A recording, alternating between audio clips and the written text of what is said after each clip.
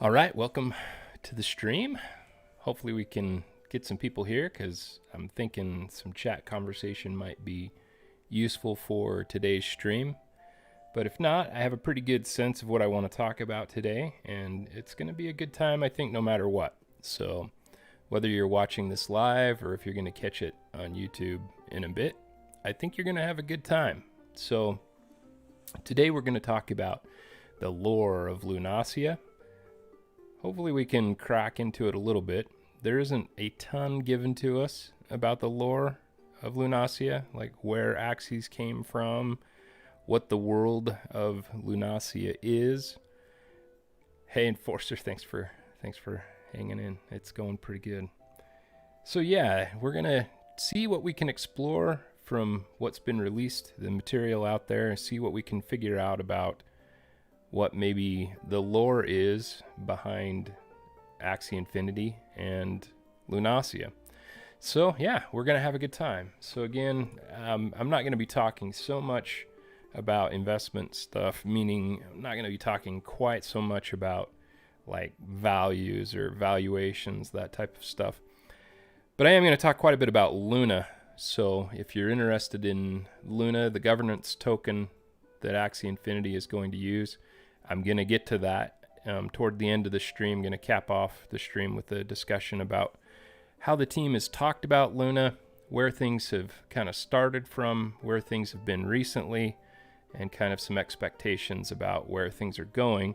And in particular, some hard information about people who've been involved with respect to kind of formulating and strategizing how the Luna token, and again, Luna's not going to be the name, it sounds like, but how that governance token is actually going to be deployed, what it's going to do, and some information directly from the people who have been involved in doing the tokenomics related to Luna. All right, so getting into the lore, this is Puff. So this is one of the very first Axies that's described, as far as I can tell, in the Axie materials. I went way back, looked through all the Substack, looked through all the Medium articles, tried to find whatever I could find that would let us know, like, hey, where did these little Axies come from? Like, what is the world like that they're in? How do they relate and react, and how do they kind of interact in the world? What is the world that they're in? How does that work? Like, what is the mythology? What is the lore behind these Axies, these cute little creatures that have all these different parts and different classes? And you know, what are they from? What's going on with these guys? So I like this one. And in some of the early discussions about Axies, dragons are mentioned quite a bit, and here we see that this was a failed biological experiment aiming to create a dragon. And we have deer horns, a tiny fin, and a fish tail. So again, this is Puff. We also have this graphic fairly early on, some early art that kind of shows us, you know, a beast Axie over here in a cage. Oh, whoops. We'll get to those in a second. That shows us a beast Axie here in the cage. We have a Puff, who's an aquatic Axie. Not an aquatic Axie, by the way, an aquatic Axie. And then we have a plant Axie. And we see by their little tags here what type of Axies they are. Here we see a battle between two other Axies, which is fun to see. And some of these Axies I'm sure have names, and I looked for the names of these Axies, and I probably should have scoured the Discord, because the Discord probably has more information about some of the names of these Axies. But I don't know them all. And so, you know, if you happen to know them and you're in chat, you know, I'd love it if you just popped in and gave us the names of some of these cool Axies. Yeah, Puff was the one that I did know. Stella. And okay, so Ginger is the beast here, it looks like. Yeah. And then, so Katara is, I guess, the name of this guy, even though that's the name of an ability, and the eyes as well Thanks, Brookhawk. That's awesome. Thanks for joining the stream too. So yeah, again, this was a super early piece of art that I was able to find. And it's interesting too, because it kind of looks like these guys are in a marketplace. They kind of look like they're there for sale, right? That from the very beginning, there was this idea that people could possess these little critters, these little Axies. So now these ones were very special. And I like the lore that seems to be behind these three particular Axies. So as I understand it, and again, love to hear people in the chat, love to hear if people know more than I do. I've read through everything, but again, felt like it was, not completely informative as to the type of lore and mythology that I generally thrive on when it comes to like fantasy, science fiction, and then even gaming mythology and lore. But here, my understanding is that the MEO Corporation was trying to replicate and enhance and improve certain abilities that Axies had. And so these are artificially created, generated Axies, and their components are actually, as I understand it, robotic. So, for example, the India star, yeah, definitely, right, Enforcer? Right, dude. So, I want more lore for sure. So, here we go. Indian star looks like that's a somehow robotic ability that's maybe tried to be an improvement. We see on these guys that they have their barcodes, so clearly these were manufactured by the MEO Corporation. And if somebody knows what MEO stands for too, I'd love to know that. I was not able to find out. I couldn't figure out exactly what MEO stood for. So these are the three.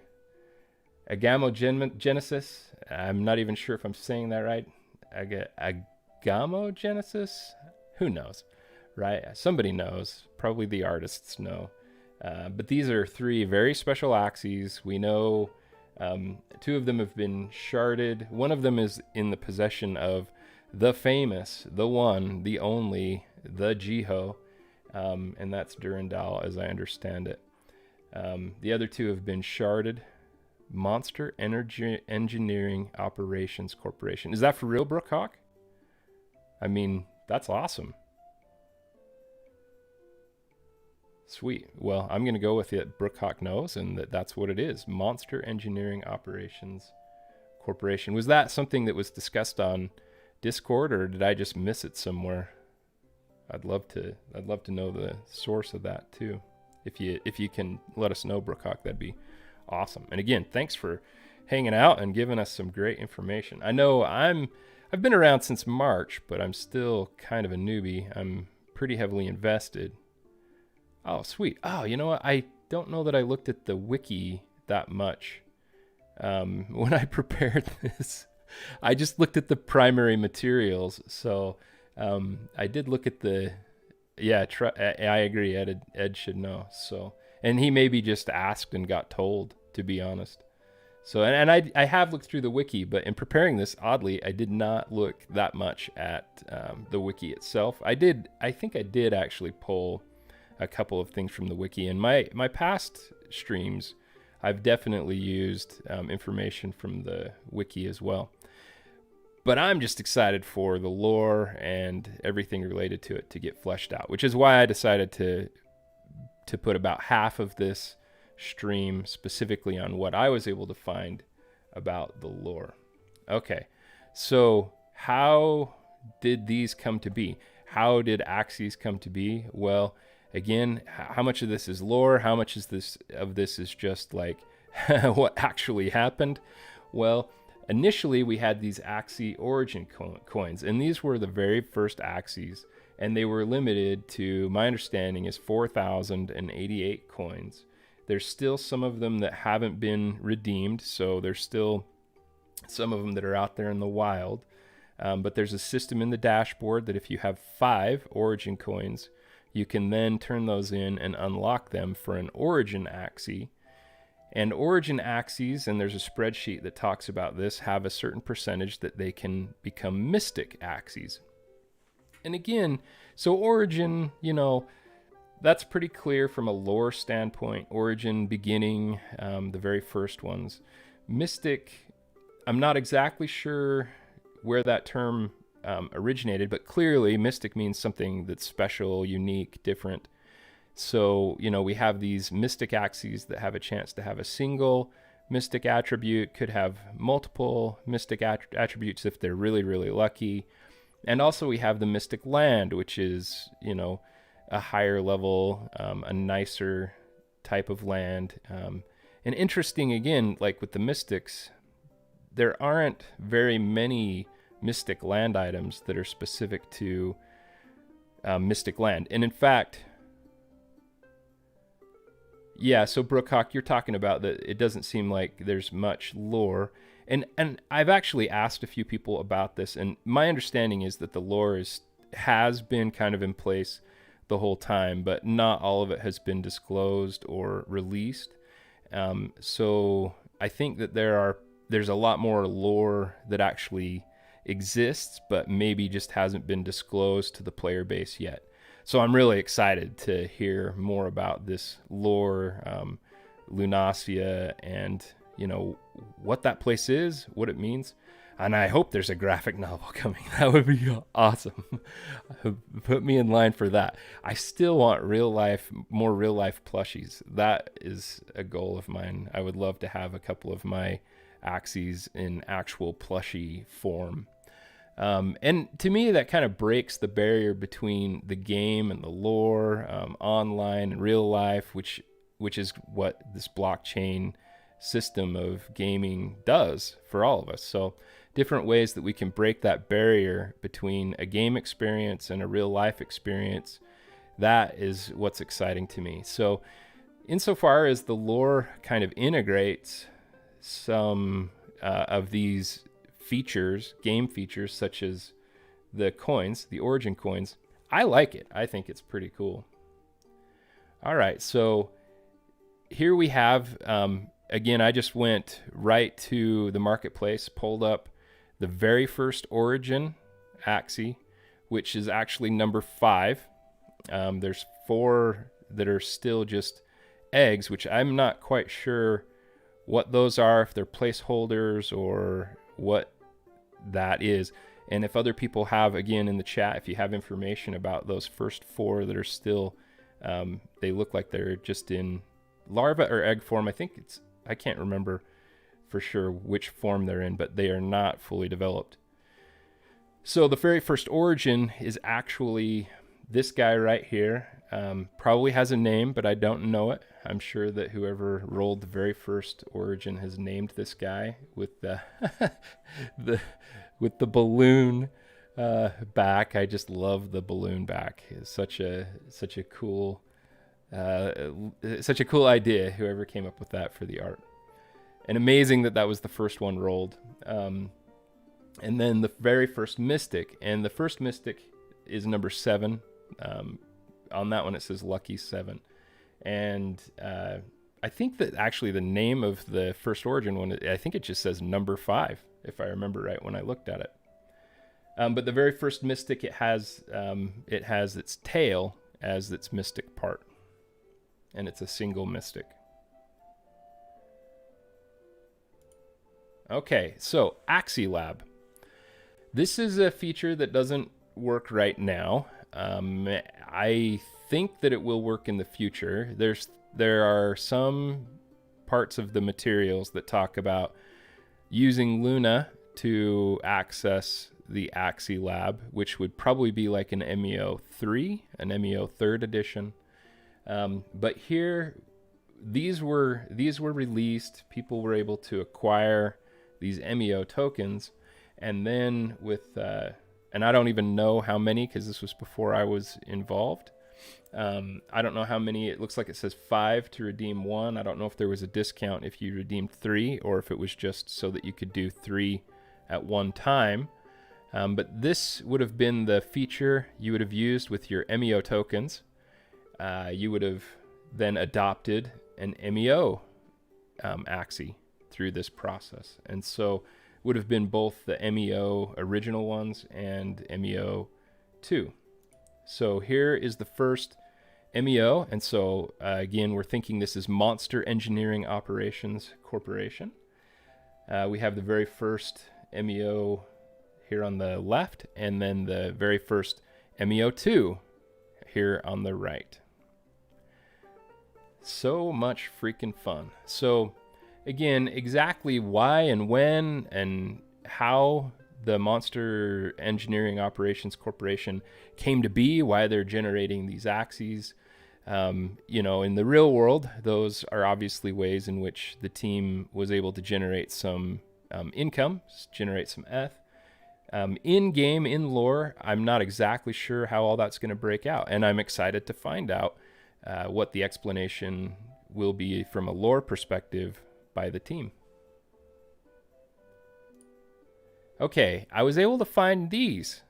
I can't remember if the one on the right was just because PsychOut Alex recently posted it in Discord, or if I found it. I think I did find it in an article somewhere, and I can't remember as I'm preparing this, as I'm actually delivering this, where I pulled that from. I probably just pulled it off of Discord, but I think I saw, yeah, he did. And hey, thanks for hanging out, Velvy. Awesome to see you. So yeah, it was in a post though as well. And then this gal on the left, it was kind of in a tricky spot to find the gal that has the backpack with all the potions and kind of artifacts dangling off of her. Yeah, hey, thanks for hanging out. That's right. I think it was from the very early battle tutorial. And then this gal, she's sucking on a herb, it looks like, in her mouth. Kind of fun. She looks like an earthy kind of Axie trainer collector. So yeah, exciting stuff. And the thing I like about this is that it does kind of show that there's an integration of human interaction with the Axie world as well, in the form of what appears to be, trainers, or maybe this is kind of like a professor if you're thinking in terms of Pokemon, the kind of witch hat gal. Maybe she's more like a Axie biologist or scientist or professor of some sort. I really like all this. I wish there was more information about who these people were and are and what their role is in the Axie universe. Looking forward to having more information. I love this little dude here, this little trinket that she has here with the imp horn. So cool. So much beautiful art, so much detail, so many little intricacies that we see. We see some of the same kind of art forms on her shirt that we see in other places with Axie Infinity. So then we go to, where do these dudes live and how do we take care of them? So the original concept were these terrariums, and this was a mystic terrarium. And I think originally the idea here was this was a place where you'd place your Axie so you could feed them and bathe them and take care of them and help them like evolve and grow. To me, it kind of reminds me of other types of different kids games. There was one with plushies, Webkins, I think it was, that kind of reminds me of I think the initial concept of terrariums, where you could build their own little house and that it would be, where you could give them treats and keep them happy and, make sure they were clean and taken care of. And I think that was kind of the initial formulation of land.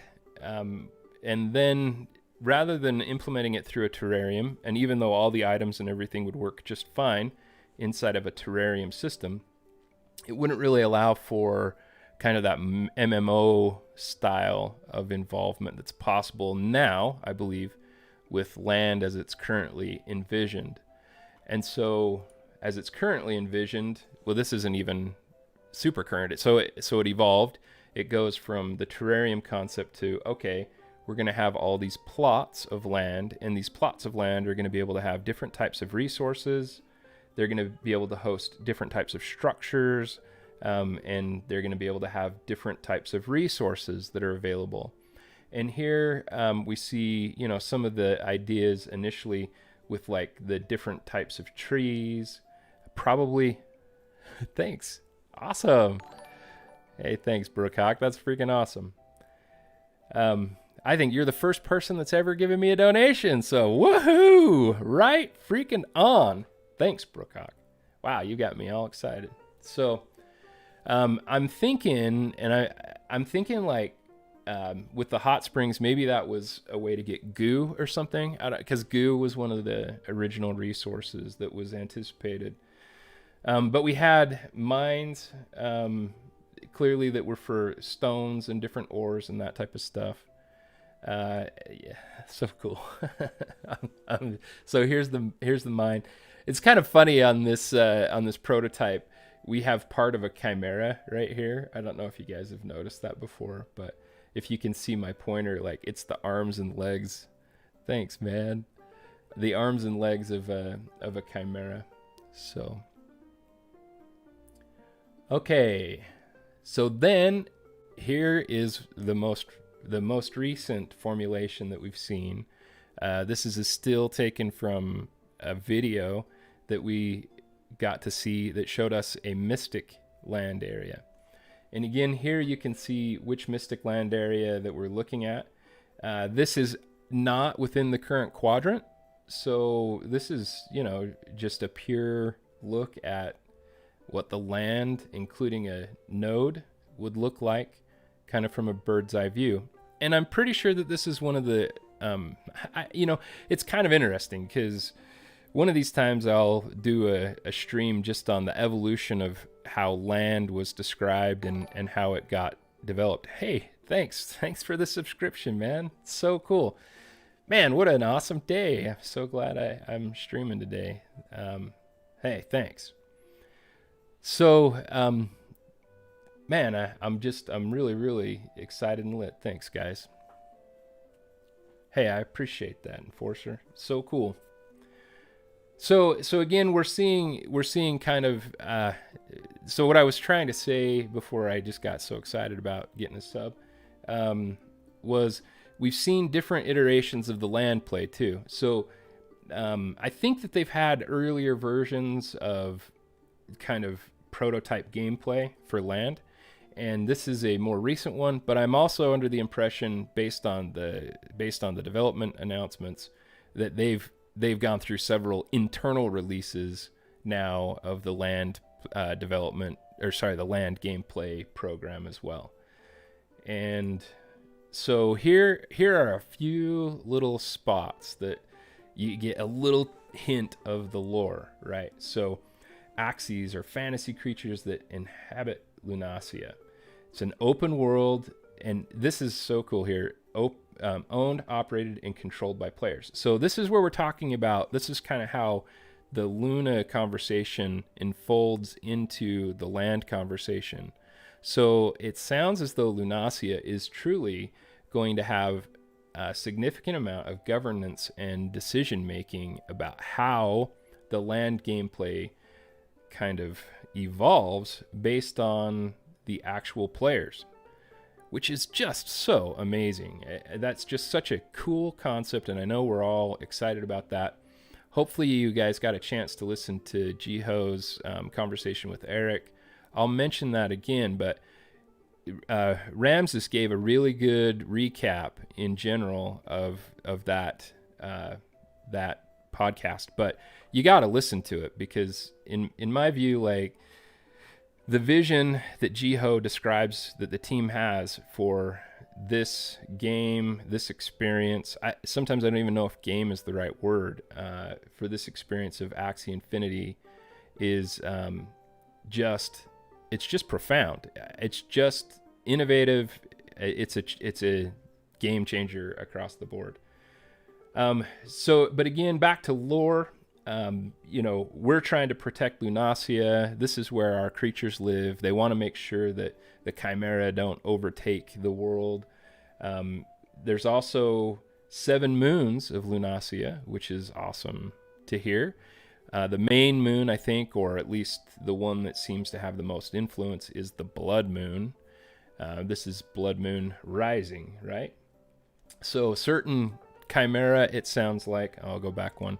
Certain Chimera spawn, it says resources, but I also kind of get the sense that different Chimera spawn in the different moons as well. So, in the gameplay development, it shows all those different resources. Maybe some of those special resources, some of those highest level resources, those only spawn during certain moons shining on Lunacia. And Lunacia, of course, obviously Luna is moon, so Lunacia seems to have some very clear relationship with its moons. Right. Oh yeah, I like that. The resources stand for the 7 different moons. So I'm gonna have to look at that again and kind of incorporate that into the lore, because you notice on those resources they almost have different types of symbols. It felt like to me that they related somewhat to the different types of land as well. So it's kind of hard to say, because it kind of looked like maybe this one was more of a Savannah-y resource, and this other one was more more of a Genesis or Mystic. I totally agree. Clearly there's some really awesome influence from Pokemon and other types of pocket monster types of games, using stones and different things for evolution. I'm really excited. Again, I meant to throw this card in here, but I missed it. Just talking about the different levels, the different part levels. So there's kind of 4 part levels, and only mystic parts can go to the legendary level of part. But then you can evolve the other Axie's parts up to level 3.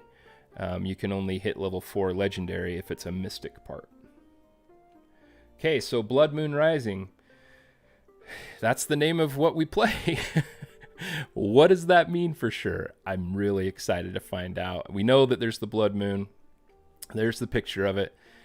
With this Blood Moon, again, this art seems to indicate that under the Blood Moon, you're going to get these types of red-eyed, super crazy Chimera monsters attacking all of our lands and trying to destroy our beautiful little Axies. Here are other types of Chimera. Obviously, we see these some of these in the adventure modes and stuff, and different types of Chimera beyond these as well. We've got our dragon type of Chimera there. We've got this moss golem Chimera, and then this crazy owl with the glowing eyes. Just love it. Exciting stuff. Excited to hear more about where and why behind the Chimeras. And again, part of the lore too seems to be that our Axies, they're really into adventuring. They want to go out and get resources so that they can build up their lands and trade materials and items in order to make Lunacia cooler and stronger and better. And allow their controllers to gather some Luna and hopefully create some wealth, right? So again, these are kind of the initial ideas behind the resources. I just wanted to put this up here. We see the herb, stone, wood, gem, rock, and what? I can't remember what that one is now. Almost looks like coal or something, and then goo. And clearly, and this is again from the sense of lore, there's always been an idea that there was going to be a significant amount of crafting. And that crafting discussion, just like some of the other things, has evolved over time. And crafting I'm pretty sure, could be totally wrong. I guess we'll find out when the time comes. I'm pretty sure that that's Project Dell. I don't think that the crafting implementation works very well directly connected with the gameplay, which is Lunacia in our Mavis hub. So I'm pretty sure that Project L is actually talking about, that our Axies and ourselves, we're creating projects in terms of crafting, and those will include, tools. We've already been told by Jiho about tools and building those tools through blueprints and structures, and then also, wearables, vehicles, all that sort of stuff that we got a glimpse of in the background in the Mavis hub.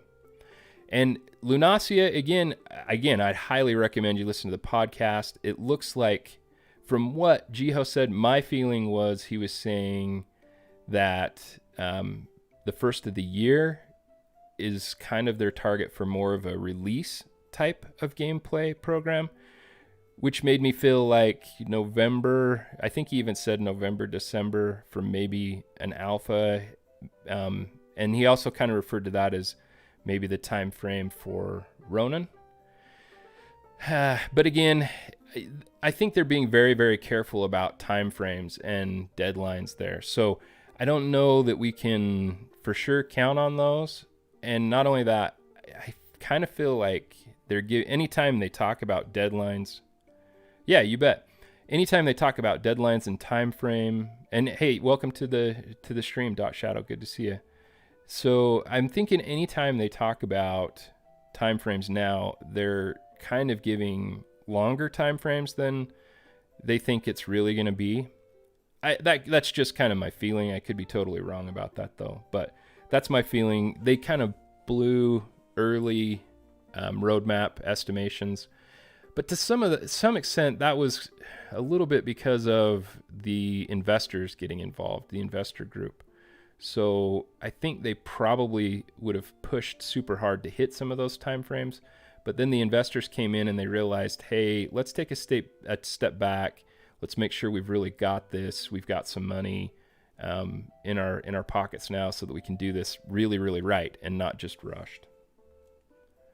Okay, so that's a good way to move into the Luna discussion. That's almost a perfect segue. So again, I'm so excited for more lore about crafting, why we have Lunacia, why we have these structures, where these chimera come from, what the whole goal is, what the whole complicated gameplay is. Maybe it's simple gameplay, but the complicated story behind the gameplay. So Luna, or the unnamed mystery governance token, because we know it's probably not going to be Luna. In fact, it's very clear that it's not going to be Luna as it is now. What is it going to be? What is the name? I don't know. And is it going to be related to Ronin? Is there going to be some integration? Man, all sorts of good questions. So let's look back at the history of Luna, look back at what was released originally, and I put this together with timeframes so that we can really build it up and see where the team has talked about Luna and how those discussions and conversations have moved forward. So from the very beginning here, July 31st, 2019, they're talking about, okay, we've brought up this Luna, we've put it out there, and so we want to give you an update as to where we're at with respect to Luna. So they want to make sure they're doing it right. Clearly, July 31st, 2019. They want it to be fleshed out and interesting, so it needs to be like an incentive mechanism, is what they're saying. And it was initially planned for season 0 of the Axie ladder. So then by August 16th, a little bit less, about 2 weeks later, they're saying that they finished the light paper for the Luna token. And then about 2 weeks after that, they're saying that they finalized the white paper for the Luna token. And they want to make sure that the community is going to be rewarded for what they do within the ecosystem, the land gameplay system. So it might be worth looking back at the original kind of gameplay maps so that you can see the land gameplay maps to kind of get a sense of where things were and how it all evolved and how it moved forward. Because you kind of see how they had it staged. You know, first they were going to have land gameplay that wasn't going to give persistent rewards. They were first going to have land gameplay that you could put your items down, but it wasn't going to have any effect initially. So they'd be on the land but didn't do anything.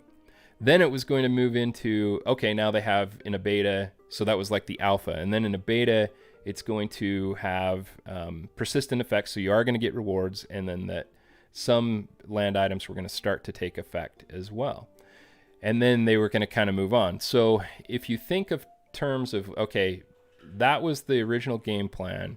Now they have more investor money, and they're going to kind of push that back and make sure they've got it right. They still probably have to go through similar sorts of phases.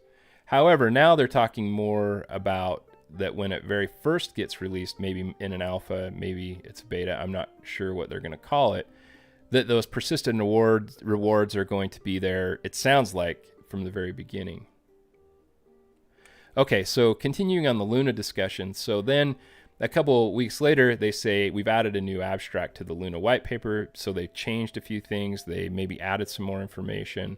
And then about a month later, they say that they've basically finished the Luna white paper and they've sent it out to our advisors for review.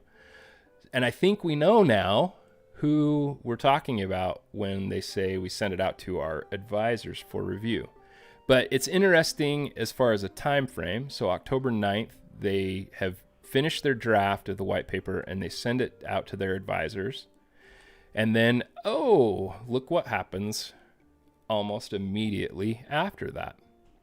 So basically a month later, now they announce that there's this investor group that is basically just investing $1.5 million into Axie Infinity. So they're I just want to point out like how in time that is just so, I guess, not coincidental. I mean, that seems very, very clear to me. So they finalize their Luna white paper. They send it in to their advising team. And then now investors are like, okay, this looks like something we want to be involved with. This was from the most recent development update. Well, no, I guess this was the May 27th one. We haven't heard anything about Luna directly in a development update. We hear rumblings and different things on podcasts and different places. But we were told we've been working hard on Luna and we've done some initial math and design on how to integrate it into land, and they're saving those findings for another day. And I think another day is coming. I think pretty soon. So this information was given recently that, and I'm pretty sure this is the advising group that they talked about. Probably also legal team, but not completely sure about that. I can't say for certain on that front, but I'm betting because they talked about having it reviewed by a legal team. But here we have Delphi Digital, and on their webpage, specifically talking about Axie Infinity. This is right from Delphi's webpage about how they have been engaged to perform token design. And, you know, what they did and how they move forward is also included, at least in a very general summary kind of way, on Delphi Digital's webpage. So they created a full deck and dashboard, which I'm not quite sure what that is or means. And again, how that's for sure going to be integrated is not completely clear either. But it was ready to be presented to prospective investors. So I think maybe they got it ready pretty quickly, at least some of the initial formulations, before the investor group got involved. So it also says that it's going to help explain their vision, the Axie team's vision, to the general public. So what was this 3-stage economic adoption plan? Well, here we go. So basically, the 3-stage plan was to make sure that there is a spur for significant near-term player adoption and broad interest. That sounds pretty awesome. And then that there will be early incentives to continue growing the user base while keeping existing players engaged. So to me, that's huge because we need to have new players in order for the economy to be strong and continue to grow. So there have to be some form of good incentives for new players to get involved. In my opinion, particularly those that maybe aren't landowners, they have to have some reason to be involved in land gameplay in a way that makes sense. And to me, what this is saying is they figured it out. They have a good plan for exactly that.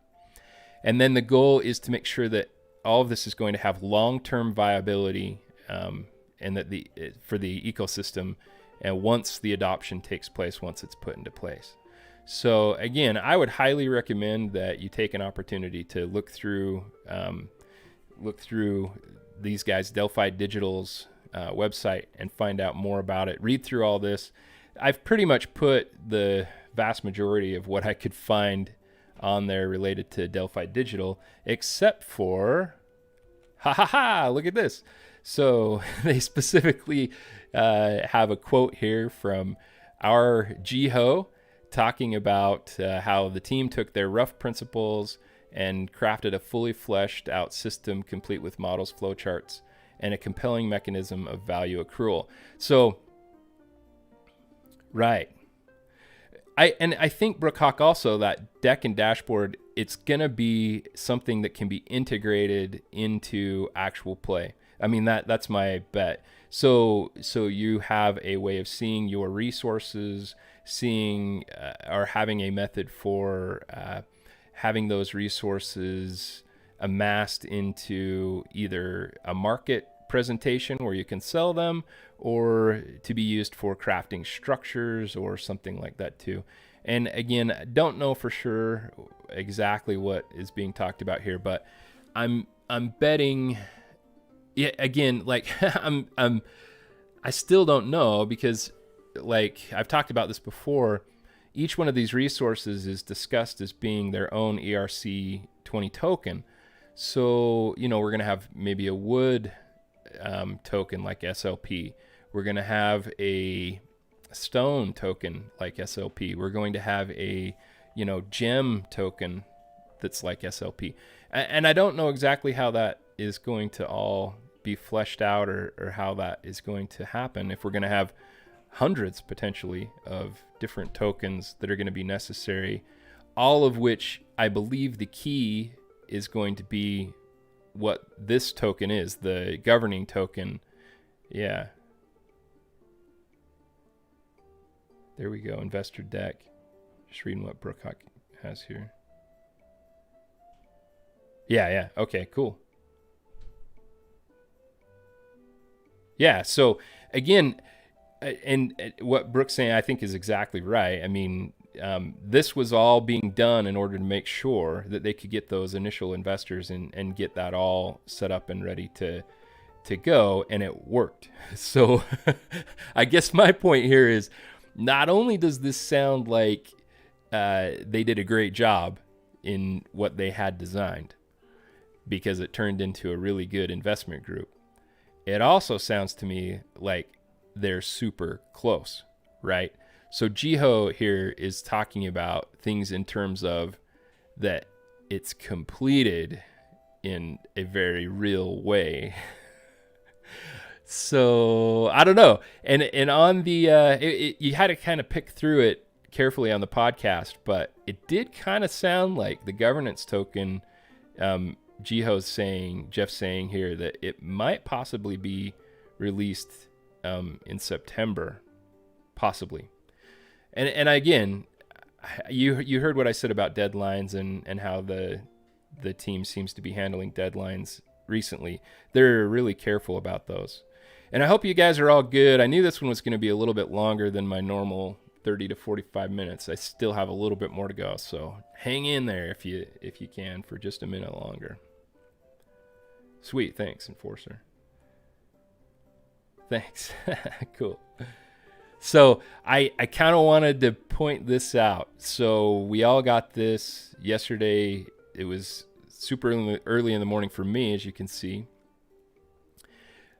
So we will release an update roadmap soon. And I think Jiho has said, he's shooting for maybe Monday, for me, Monday of next week, and hoping that that's going to be able to be released by then. But look at what we're talking about here. So the next version of live battles, getting assets onto the side chain. So that's Ronin.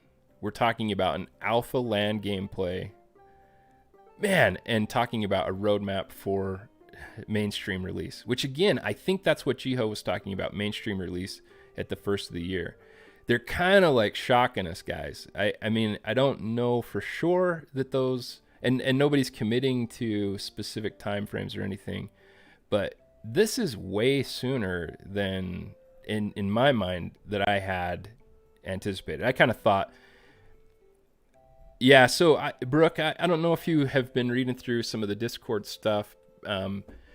They've been talking about kind of altering a little bit the way that the battling system goes. And it does sound very interesting. I know some people, particularly those that are, finishing in the top of the current PvP system, are a little concerned about that. But I know that they've been working hard on creating a kind of different live battling system that sounds a little bit more maybe dynamic. I don't know if we're talking like Final Fantasy type of thing, although I think that would be freaking awesome to have like limit breaks and all that type of stuff. I like that idea, to get to your criticals like you're building up your morale so that then you can release a critical strike. But again, I'm just completely speculating here. But we do know that they've been talking for a while specifically about changing the battle system significantly. And I don't think it's like going to be completely unfamiliar or anything like that. It's just going to, as I kind of envision it, it's going to just be a little more dynamic, a little more, maybe a little bit less concealed in some ways.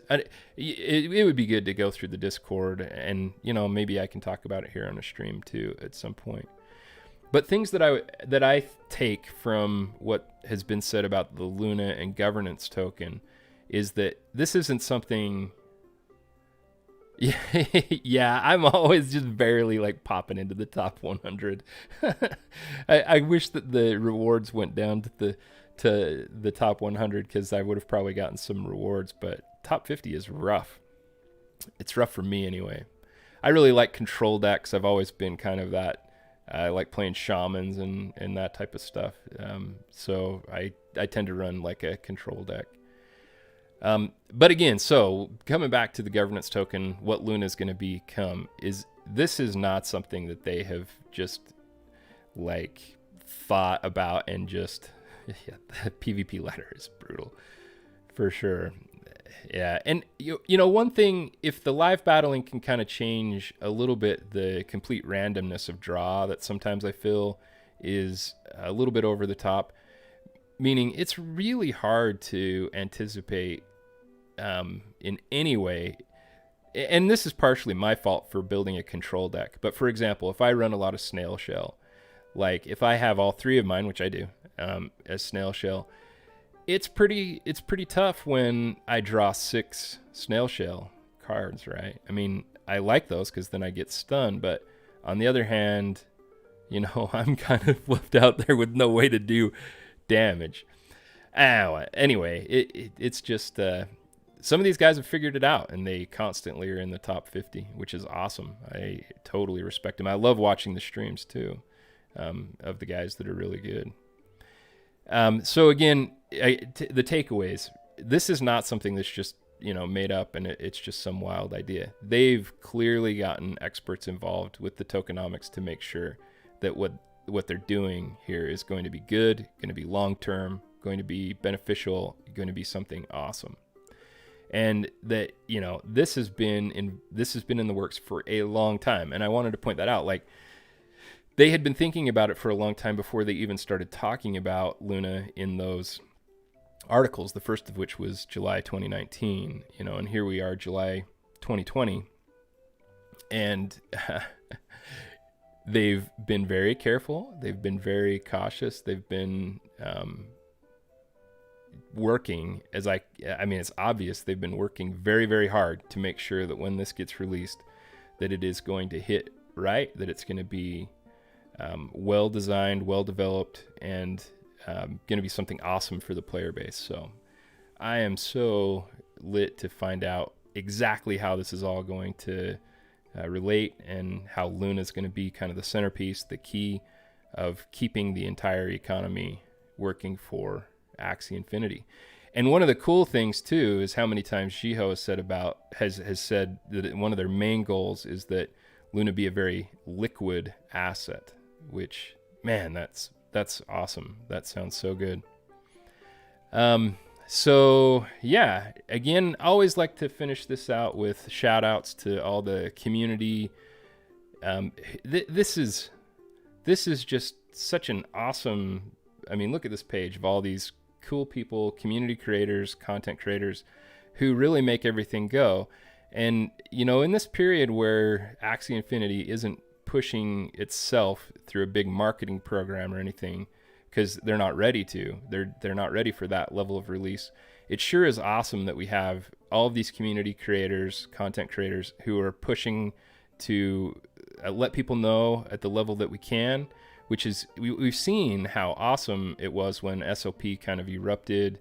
And then for all of these resources to be here and actually hanging on to some of the people, even some of them who it sounds like kind of got burned by buying at the top of that SOP pump, still being interested in Axie Infinity and what it is, and, you know, how to be involved and how to play the game. So yeah, all this stuff is so awesome. Henry, Jador, Binary Assets, Suchin Hund, I think that's how you say it.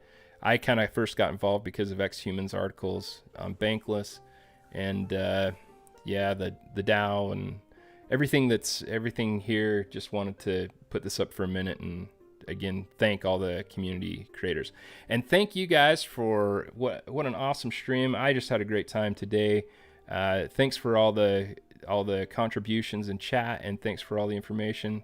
Enforcer, you're a stud.